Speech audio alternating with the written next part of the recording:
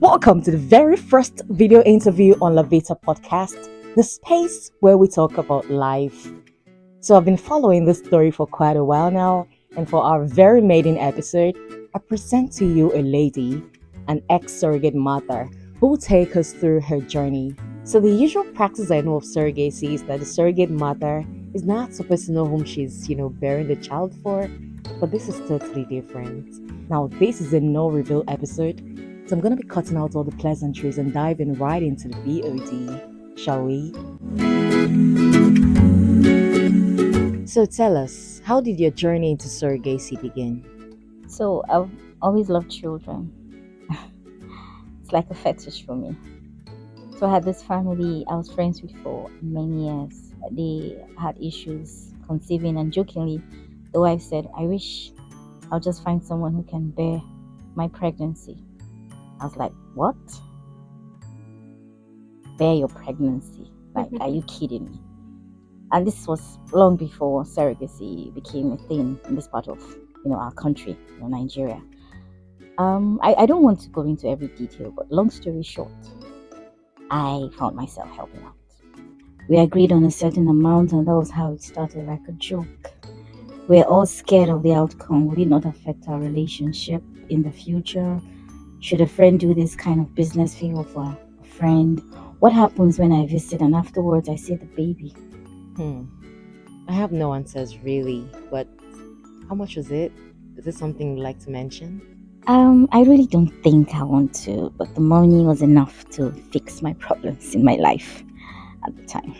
So did you do it courtesy a surrogate agency or foundation or something? Was there any legal agreements, like signing stuff? Like I mentioned earlier, this happened before surrogacy became a thing here, and it wasn't loud. I wasn't under any firm agency or foundation because I never even imagined I'll be doing this.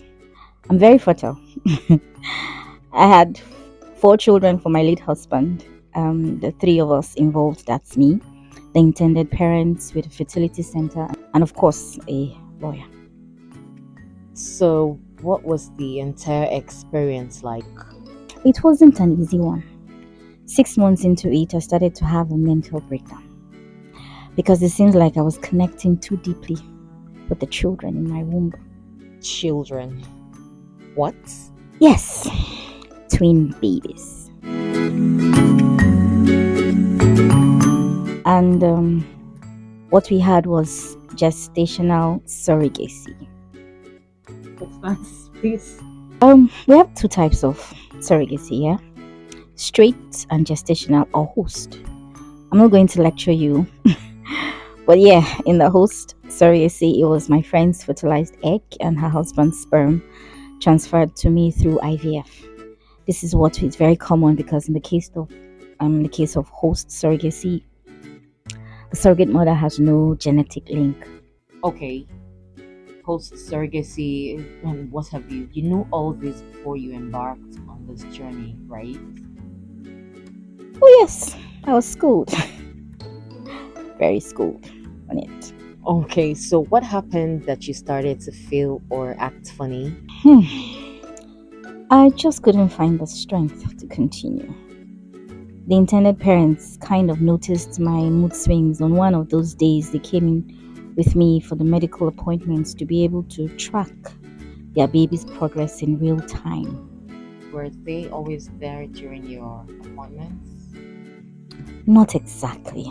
To an extent, though, they couldn't always meet up physically every time as they were quite busy, but they kept track virtually. So what exactly caused your mood swings at the time?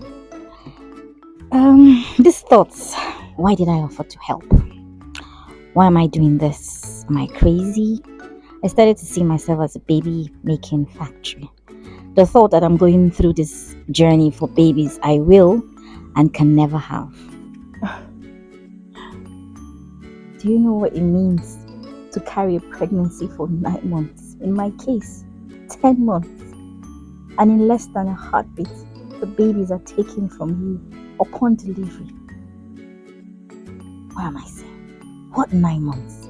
The journey starts even before you get pregnant. You have to go through the almost 2 weeks or 10 days wait. Wait, what's the waiting for? What's the gap between egg transfer and when you're ready to run a pregnancy test? And it's possible the IVF fails. It's a lot. I really don't understand, but I think you signed up for it. I know I signed up for it, and I'm not looking for pity. But I'll be honest, nothing can replace the babies. Not silver, not gold, not a financial reward can atone for it. Like I said, I'm not looking for pity.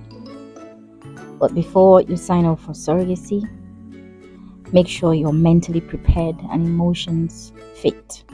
Else, it will shatter you. When the babies are taken from you, you will barely even breastfeed the child. But they are newborns. You didn't get to breastfeed the child or nurse them. I'm lost. How? You can't. It's going to be a problem because they'll be taken from you anyway. So how would they feed? Tube feeding, as it were. So, do you have any regrets?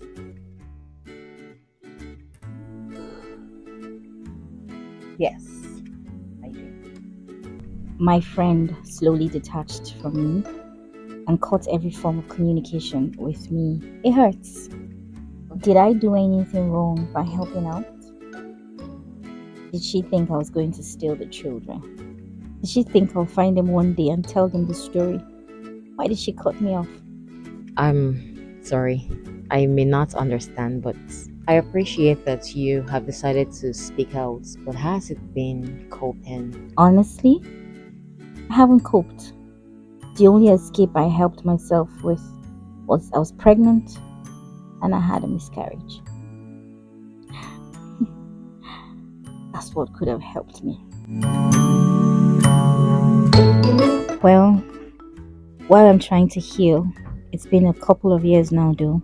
I like to say this to anyone contemplating being a surrogate mom. If you know you cannot transfer parenthood to the baby, don't do it. If you cannot establish a healthy distance both physically, mentally, and emotionally, don't do it. If you cannot chest going home from that fertility home without the baby or babies, don't do it. Because you will never heal from the pain. That was a lot. And I don't know. There are too many questions with little or no answers. Are you contemplating being a surrogate mother? Then you gotta think again. And that brings us to the end of the maiden video episode on La Vita Podcast, the space where we talk about life. Until I come your way again, no matter what you do, don't you forget to leave. Have a beautiful day. I'll be here again soon.